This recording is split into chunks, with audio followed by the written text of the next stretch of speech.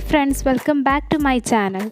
ഇന്ന് നമ്മളിവിടെ ഉണ്ടാക്കുന്നത് ചായക്കടയിലൊക്കെ കിട്ടുന്ന വളരെ സ്വാദിഷ്ടമായ വെട്ട് കേക്കാണ്. ഇതിനു വേണ്ടി നമുക്ക് വേണ്ടത് 1.5 ഗ്ലാസ് മൈദയാണ്. ഇതിലേക്ക് നമുക്ക് ഒരു 2 ടേബിൾ സ്പൂൺ റവ ആഡ് ചെയ്ത് കൊടുക്കാം. കേക്ക് കുറച്ചുകൂടി ക്രിസ്പി ആവാൻ വേണ്ടിയാണ്.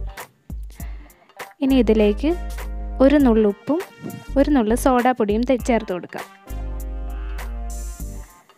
ഇനി നന്നായി മിക്സ് ചെയ്തെടുക്കാം. ഇതിന് ശേഷം വേറൊരു പാത്രത്തിൽ ഒരു മുട്ട പൊട്ടിച്ചൊഴിക്കാം. ഇതിലേക്ക് നമുക്ക് ഒരു 1/2 ഗ്ലാസ് പൊടിച്ച പഞ്ചസാര ആഡ് ചെയ്യാം. എന്നിട്ട് നന്നായി ബീറ്റ് ചെയ്യണം. നന്നായി ബീറ്റ് ചെയ്തിട്ടുണ്ട്. ഇനി ഇതിലേക്ക് കുറച്ച് 2-3 തുള്ളി പൈനാപ്പിൾ എസൻസ് ആഡ് ചെയ്ത് കൊടുക്കാം. ഇനി ഇത് നമ്മുടെ മൈദ മിക്സ് ചെയ്ത് വെച്ചിരിക്കുന്നതിലേക്ക് ആഡ് ചെയ്ത് കൊടുക്കാം. ഇനി ഇത് നന്നായി മിക്സ് ചെയ്യണം. മിക്സ് ചെയ്ത് ചപ്പാത്തിമാവിൻ്റെ പരുവത്തിൽ കുഴച്ചെടുക്കണം. വെള്ളം കുറവാണെന്ന് തോന്നുകയാണെങ്കിൽ ഇതിലേക്ക് അല്പം പാൽ ആഡ് ചെയ്ത് കൊടുക്കാം.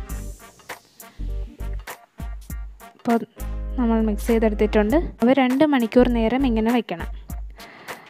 2 മണിക്കൂർ വച്ചതിന് ശേഷം ഉള്ള മാവാണിത്. ഇതിന് നമുക്ക് ഇങ്ങനെ നീളത്തിൽ പരത്തിയെടുക്കാം. അതിന് ശേഷം ചെറിയ ചെറിയ പീസുകളാക്കി മുറിച്ചെടുക്കാം.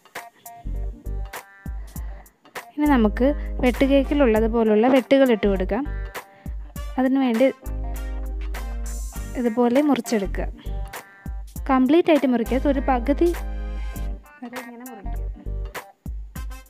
കണ്ടോ, ഈ ഒരു ഷേപ്പിലിരിക്കണം.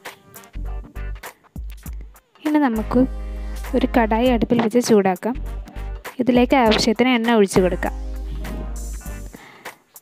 ഞാനിവിടെ സൺഫ്ലവർ ഓയിലാണ് യൂസ് ചെയ്തിരിക്കുന്നത്.